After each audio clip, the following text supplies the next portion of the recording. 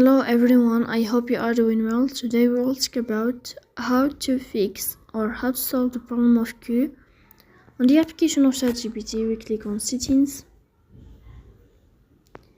In this page, we click on apps, default apps, app settings.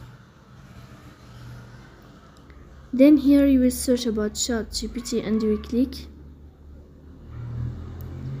In this page of app info, we click on first stop and we click OK.